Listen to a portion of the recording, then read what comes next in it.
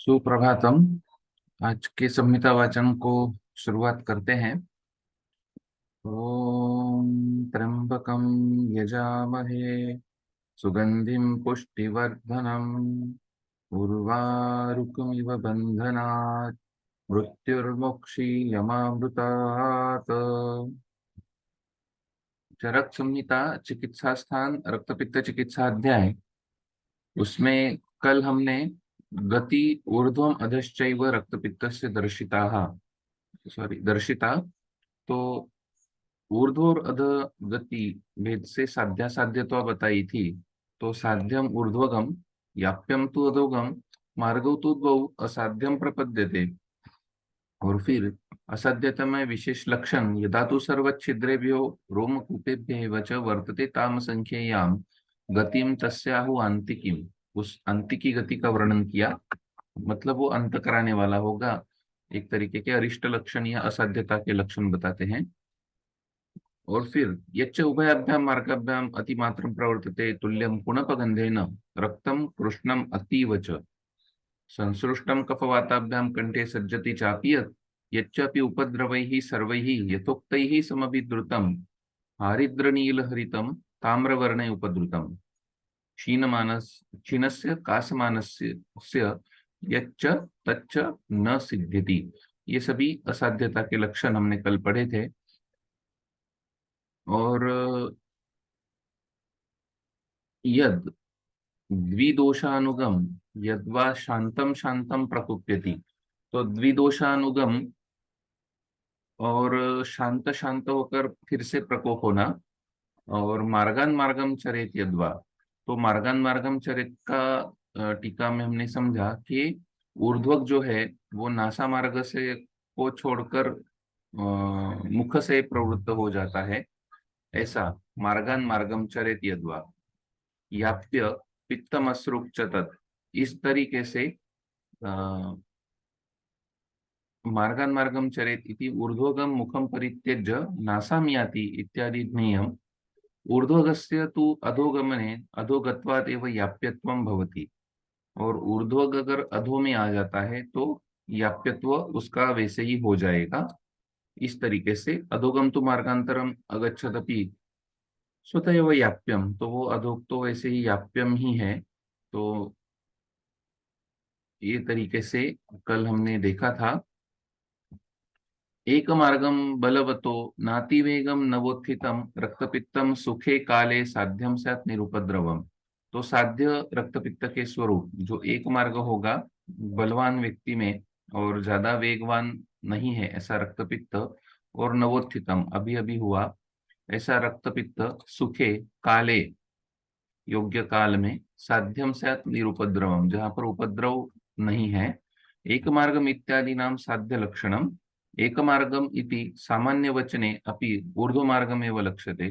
तो उसमें ऊर्ध्व ही आएगा क्योंकि अधोक तो याप्य बोल के रखा है, तो उसमें ऊर्ध्व ही आना चाहिए। एक मार्गम में तो ऊर्ध्व में से कोई एक मार्ग अगर है तो वो साध्य हो जाएगा। अधोगस्य एक मार्गस्य अपि याप्यत्वात्, अधोग और एक मार्गता भी है तो भी वो याप्य ही है। सुखे काले इति हेमंते शिशिरे च। तो सुख काल कौन सा होगा? हेमंत और शिशिर ये सुख काल होगा। अत्र मार्गेण तथा दोषेण तथा लक्षणेन साध्यासाध्य याप्य भेदाः पृथक् उक्ताः। मार्ग से, दोष से, लक्षणों से साध्यासाध्य और याप्य के भेद अलग अलग हमने बता दिए। तत्र च साध्य लक्षण याप्य लक्षण मेलके याप्यत्वमेव। तो साध्य लक्षण और याप्य लक्षण का मिलित अगर होता है तो वो याप्य ही रहेगा। क्योंकि साध्य और याप्य के साथ में अगर लक्षण मिल रहे हैं, दोषों का साध्यत्व और लक्षणों का याप्यत्व ऐसा अगर मेलक आ जाता है तो वो याप्य ही होगा ये तरीके से।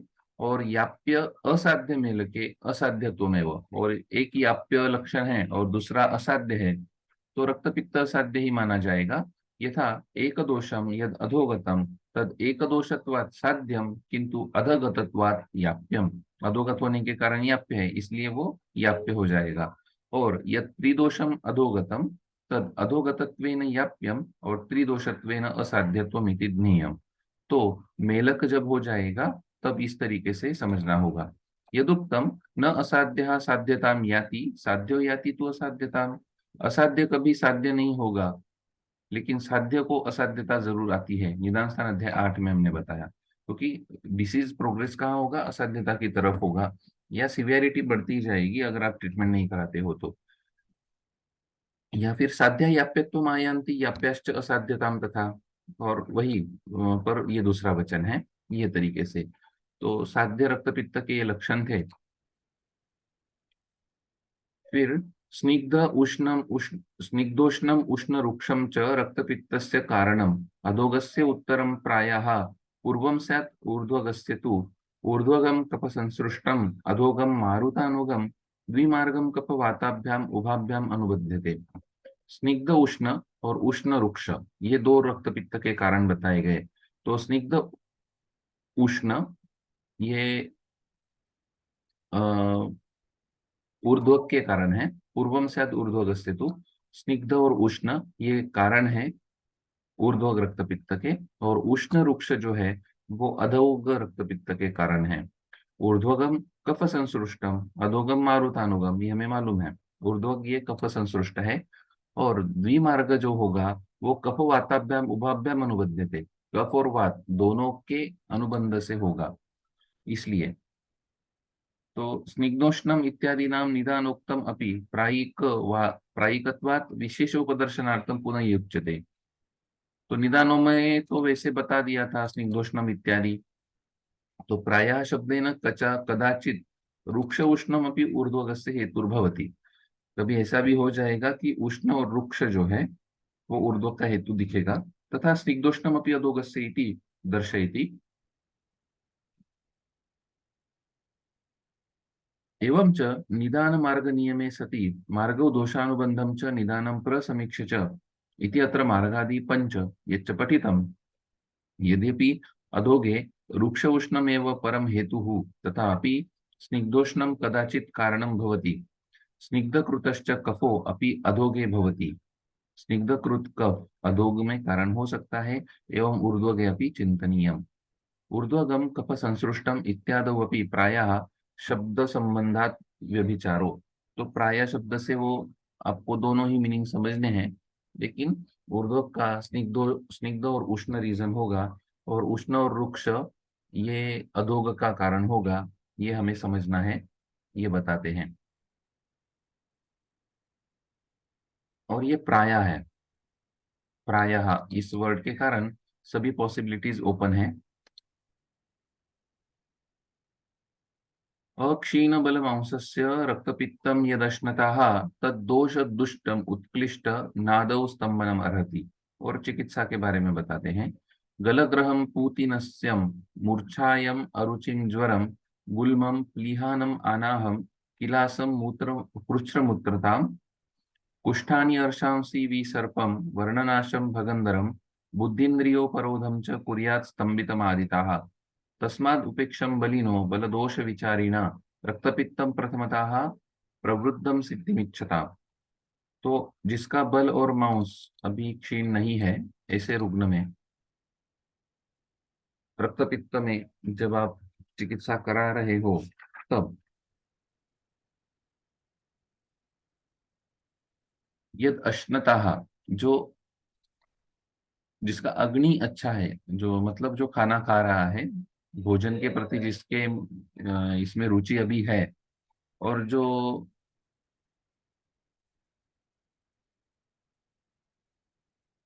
मतलब रुग्ण का अग्निबल अच्छा है अल्टीमेटली, और जिसका बल और मांस क्षय नहीं हुआ है, ऐसे रक्तपित्त में तद दोष दुष्टम उत्क्लिष्ट, वहां पर जो दुष्ट दोषों का उत्क्लेश हुआ है, वहां पर नादौ स्तंभन भरती, वहां पर पहले ही आप स्तंभन चिकित्सा मत कराओ, वहां पर स्तंभन की जरूरत नहीं है, क्योंकि ये दोष प्रवृत्ति है एक तरीके की। तद दोष दुष्टम उत्क्लिष्ट, उसके दोष प्रकोप से दुष्ट और बाहर निकलने के लिए जो प्रवृत्त हुआ है रक्तपित्त, वो।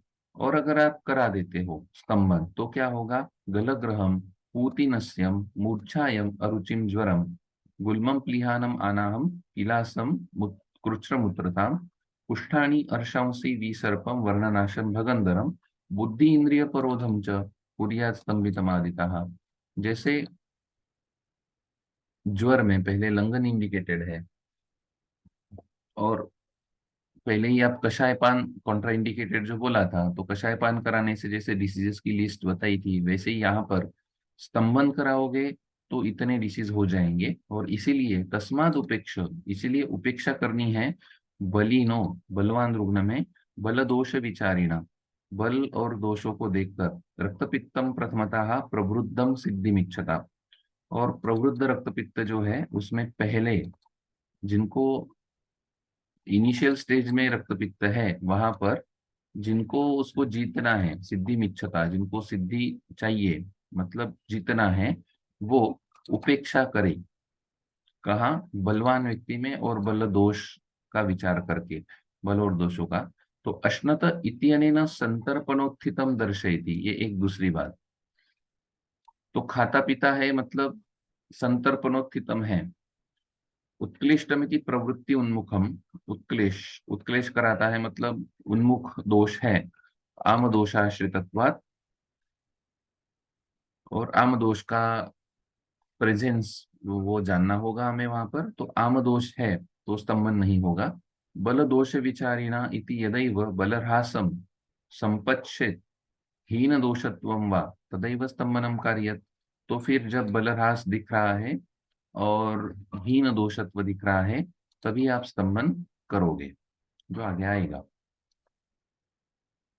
इसमें एक बात जो एक इम्पोर्टेंट रही कि स्तंभन इनिशियली कराने के कारण उस डिसीजर्स को अगर हम लोग ध्यान से देखते हैं, तो गलग्रह, पूतिनस्य, पूतिनस्य के पेशेंट्स मिलते हैं, जो शायद नासागत रक्तपित्त है, इपिस्टैक्सिस जिनको कहा जाता है। तो स्तंभन कराने से जो दोष उत्क्लेश हो रहे थे, विशेषतः उष्ण काल में, पित्त के काल में, जब ये इपिस्टैक्सिस होता है रिकरेंट पित्त प्रकृति में, और उसकी चिकित्सा स्तंभन से की जाती है, तो वहां पर पूतिनस्य मतलब पेशेंट कंप्लेन करता है कि I am smelling bad my self, खुद को ही बैड स्मेल आता है, या सामने जिससे बात करता है उसको बैड स्मेल आती है, पूतिनस्यम। मूर्छायम अरुचिम ज्वरम, ये वाले लक्षण होते हैं। गुल्मम प्लीहानम आनाहम किलासम, गुदगत, अर्श का पर्याय है किलासम। कृच्छ्रम उत्तरता भी उसमें आ गई। कुष्ठ, अर्श, विसर्प, वर्णनाश और भगंदर भी, अर्श के साथ भगंदर भी है।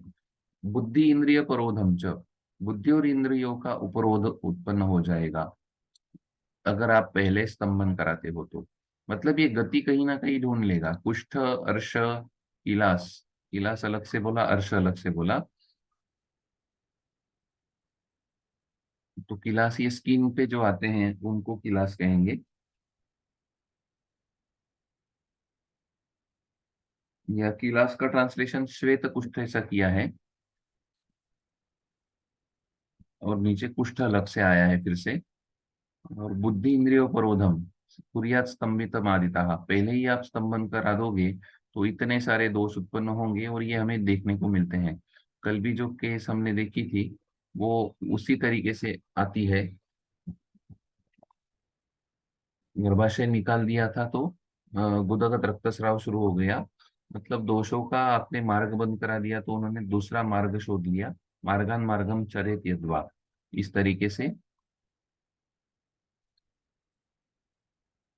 तो प्रायेण ही समुत्क्लिष्टम आमदोषात् शरीरिणाम वृद्धिं प्रयाति पित्ताश्रु तस्मात् लंघ्यमादिताः। मार्गौ दोषानुबंधम च प्रनिदानं प्रसमीक्ष्य च लंघनम रक्तपित्तादौ तर्पणम व प्रयोजयेत्। तो समुत्क्लेश जो होता है वो आम दोष से ही होता है, दोषों, और इसीलिए वृद्धिं प्रयाति। तो समुत्क्लिष्ट आम दोषात शरीरिणाम वृद्धिं प्रयाति पित्ताश्रु तस्मात् लंघ्यमादिताः। पित्त और अश्रु, इनकी वृद्धि किस बात से होती है? तो आम दोष के समुत्क्लेश के कारण ही होती है। ये आम दोष से दूषित रक्तपित्त की वृद्धि हो जाती है, और इसीलिए जो आम दोष आ गया उसी कारण आपको पहले लंघन इंडिकेटेड है। जैसे ज्वर में भी था, वैसे रक्तपित्त के बारे में भी। और उसीलिए मार्ग, दोषानुबंध और निदान को देखकर आप पहले लंघन दीजिए या तर्पण दीजिए। तो लंघनम तर्पणम व प्रयोजयत रक्तपित्तादौ। रक्तपित्त में पहले लंघन और तर्पण ये दोनों इंडिकेटेड है। तो संप्रति कृत्स्नम लंघन हेतु मार्ग इत्यादि तत्र ऊर्ध्व मार्ग सामम पित्तम कफो दोषः। ऊर्ध्व मार्ग में आपको क्या मिलेगा? साम पित्त मिलेगा और कफ दोष मिलेगा। स्निग्धोष्णम च निदानम, और स्निग्ध उष्ण उसका निदान है। तो लंघन प्रयोजकम, तो ये भी लंघन प्रयोजक को इलिजिबल कंडीशन है। और तद व्यतिरिक्तम तो मार्गादि भोजन रूप तर्पण प्रयोजकम, और इसके विपरीत जब जब आपको मिलेगा, मतलब अधोमार्ग हो जाएगा, सामपित्त के साथ वात दोष मिल जाएगा और स्निग्धोष्ण की जगह रूक्षोष्ण निदान मिल जाएगा, तो आप तर्पण का प्रयोग करा सकते हो। तर्पयति, तर्पयति इति तर्पणम अशनम, जो तर्पण करेगा वो तर्पण अशन होगा। तेन यवागुस तर्पणम च ग्राह्यम, और इसलिए आपको यवागु का तर्पण ही समझना होगा। ये तो तर्पण शब्देन सक्तु तर्पणमेव ग्राह्यन्ति तेषां यवागु दान पक्षो न संगृहीताः स्यात्। जिन्होंने तर्पण शब्द से सक्तु तर्पण ही बोला था, उनको यवागु यवागु उनमें गृहीत नहीं होगा, ये तरीके से। तो लंघन और तर्पण ये पहला चिकित्सा का उपक्रम रक्तपित्त में शुरुआत होगा चिकित्सा के लिए, लंघनम तर्पणम वा। और उसके लिए अभी योग बताना शुरू करते हैं। ह्रीबेर चंदन उशिर मुस्त पर्पटफैः श्रुतम केवलम श्रुत शीतम वा दद्यात् तोयम पिपासवे। पिपासा लक्षण जब आ जाएगा तो तोय देना कौन सा है? जो श्रुतशीत होगा, रिबेर चंदन उशिर मुस्ता परपटक इनके श्रुत से। तो केवलम श्रुतशीतम केवलम, केवलम इति रिबेरादि रहितम, और सिर्फ यही जल देना है, ऐसा दूसरा नहीं देना है। पिपासा उत्पन्न होने के बाद, पिपासवे पिपासा के सिवा नहीं। ऊर्ध्वगे तर्पणम पूर्वम पेया पूर्वम अधोगते। तो ऊर्ध्वग रक्तपित्त में तर्पण देंगे पहला, और अधोगत में आप पेया दोगे। कालसात्म्यज्ञानुबंध, कालसात्म्यानुबंधज्ञो दद्यात् प्रकृति कल्पविद। तो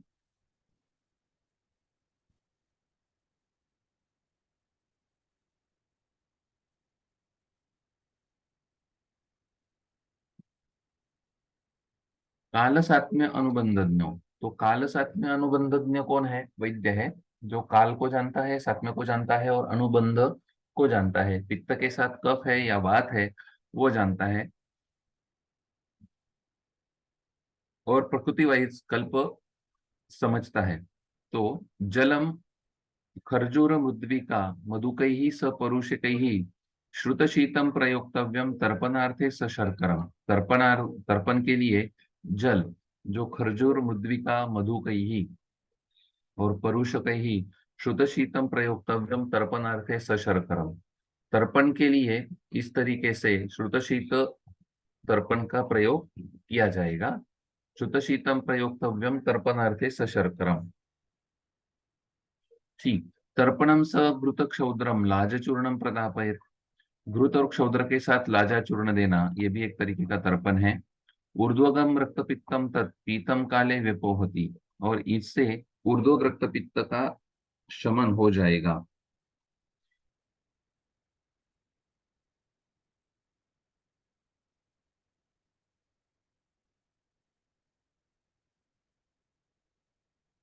अगर लाजा चूर्ण दिया जाएगा सघृत और क्षौद्र के साथ, ये वमन ख्याति योग में भी चिकित्सा में यही आया है कि घृत और क्षौद्र के साथ लाजा चूर्ण दिया जाए।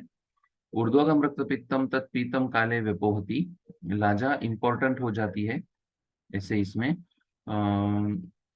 मंदाग्ने है अम्ल साथ में आया, जिसका अग्नि मंद है और अम्ल साथ में है, तत्समलम अपनी कल्पयत, उसके लिए अम्ल कल्पना की भी आप योजना कर सकते हो। दाड़ीम आमलते ही विद्वान अम्लार्थम चानुपादय, दाड़ीम और आमलकी का इस्तेमाल आप उसमें कर सकते हो। केवलमिति रिबेरादि रहितम।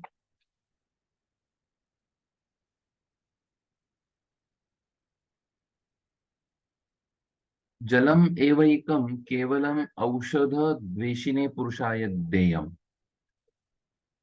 औषध द्वेषी पुरुष में जलम एव एकम केवलम औषध द्वेषिने, जो औषध द्वेषी व्यक्ति है उसमें ये सिद्ध जल आप दे सकते हो। पूर्वमिति पदेन पश्चात बल ह्रास करकम निषेधयति। तो ऊर्ध्वगे तर्पणम पूर्वम, इनिशियल में पहली चिकित्सा आपकी तर्पण होगी, क्योंकि बाद में बलह्रास कारकम निषेध है। इसलिए कालः हेमंतादि अनुबंधः दोषानुबंधः, बराबर। प्रकृति स्वाभाविकी द्रव्याणाम गुरु लाघवादि रूपा, स्वाभाविक जो गुण होते हैं उसको प्रकृति कहा जाता है, गुरुता लघुता। कल्पनम कल्पः संस्कार इत्यर्थः।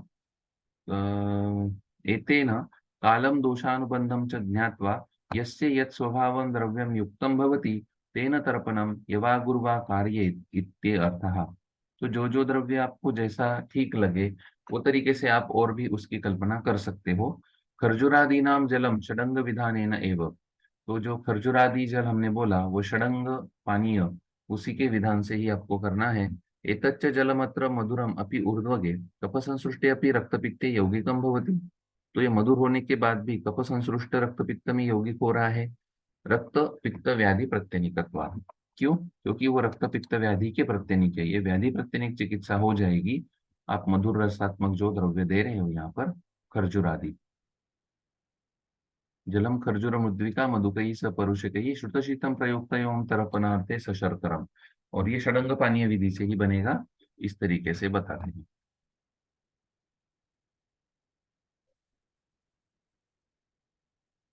उसके बाद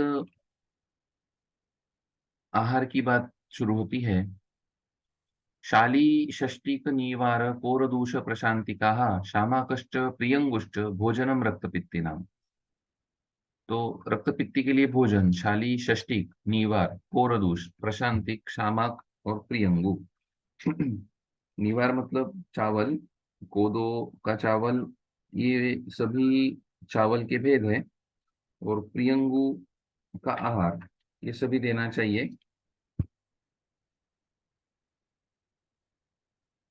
तो यहाँ पर कोरदूष प्रशांतिका निवार कोरदूष प्रशांतिका ये आता है, इसके टीका में पढ़ेंगे बाद में। फिर मुद्गा मुद्गा मसुराश्चणका समकुष्ठाड़की फला प्रशस्ता सूपयूषार्थे कल्पिता रक्तपित्ति नाम। सभी ये प्रशस्त है यूष बनाने के लिए। फिर पटोल निम्ब वेत्राग्र लक्ष वेतस पल्लवा किराततिक्तम शाकम गंडीराः स कटिल्लकः। ओविदारस्य पुष्पाणि काश्मीरस्याथ शाल्मलेः अन्नपान विधौ शाकम यच्च अन्यद् रक्तपित्तम्। नहीं रोगी रोगी वाईफाई चलो। अन्नपान विधौ शाकम यच्च अन्यत् रक्तपित्तनोत्। वो जो भी आपको और अन्य शाक मिले वो। शाकार्थम शाक सात्म्यानाम यच्छस्तम रक्तपित्तिनाम स्विन्नम व सर्पिषा भृष्टम यूषव। सॉरी, शाकार्थे शाक, तो जो भी अन्य रक्तपित्त शाक मिलेगा वो रक्तपित्ती व्यक्ति के लिए हम योजना कर सकते हैं। स्विन्नम व सर्पिषा भृष्टम यूषवत् व विपाचितम पारावतान कपोतांश्च लावान रक्ताक्ष वर्तकान शशान कपिंजलान एनान हरिणान कालपुच्छकान रक्तपित्ते हितान विद्यात् रसांस तेषां प्रयोजयत्। तो सर्पिश में स्विन्न करके या यूशवत जिनका पाचन करके ये मांस रस की भी योजना।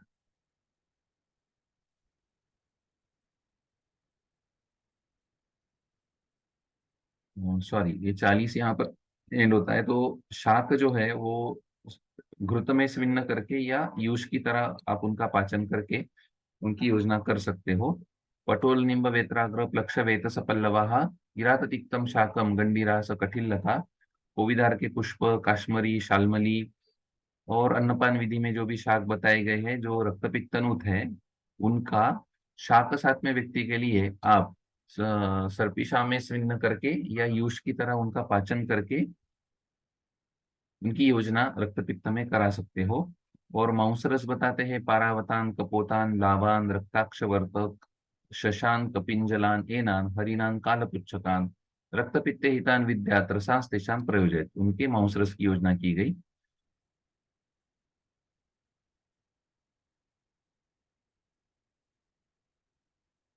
ईशत अम्लान अनम्लान व घृतपृष्ठान सशर्करान, थोड़े से अम्ल भी इनकी योजना कर सकते हो जो घृतपृष्ठ है, और शर्करा के साथ इनकी योजना करानी है। कफानुगे यूष शाकम दद्याद वातानुगे रसम, तो यूष शाक कफानुग में और वातानुग में रस दिया जाए। ज्वर में भी ऐसा ही था। तो रस की मांस रस की योजना लगभग वातज के लिए हो जाती है, और यूष थोड़ा कफग्न होने के कारण कफ में हम लोग यूष की योजना करते हैं। तो रक्तपित्ते यवागु नाम अतः कल्प प्रवक्षते, और इसीलिए अभी हम लोग रक्तपित्त के लिए यवागु की कल्पना बताते हैं। पद्मोत्फलानं किंजलकाः कृष्णिपर्णी प्रियंगुका जले साध्या रसे तस्मिन् पेया स्यात् रक्तपित्तिनाम। तो ये रक्तपित्ती के लिए पेया बताई गई पद्मोत्पलादि पेया, जिसमें पद्मोत्पल किंजल का मतलब पिठवन,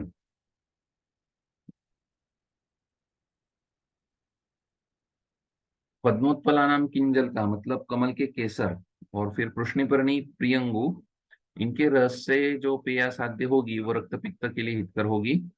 फिर चंदन उशिर लुद्रा नाम रसे तद्वत स नागरे, वैसे ही चंदन उशिर लुद्र के साथ नागर देना है। फिर किरातिक्त उशिर मुस्ता नाम तद्वत एव च। फिर धातकी धन्वयास अंबु बिल्वा नाम व रसे श्रुता। फिर मसूर कृष्णिपर्ण्यो वा स्थिरा मुद्गर सेवा या रसे हरेणुका नाम वा सघृते सबला रसे सिद्धा पारावतादीनां रसे वा स्युः पृथक् पृथक् इति उक्ता रक्तपित्तज्ञाः शीता समधु शर्कराः यवागु कल्पना चेषा कार्या मांस रसे श्रुति।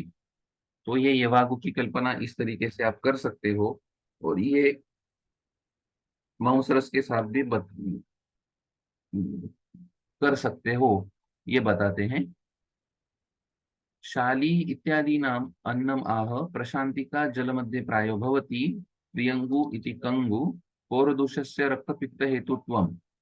पौरदूष तो रक्तपित्त के हेतु में निदान स्थान में बताया था। निष्पाव मास सुपादि युक्त सेव संयोग महिमना निदाने प्रोक्तम।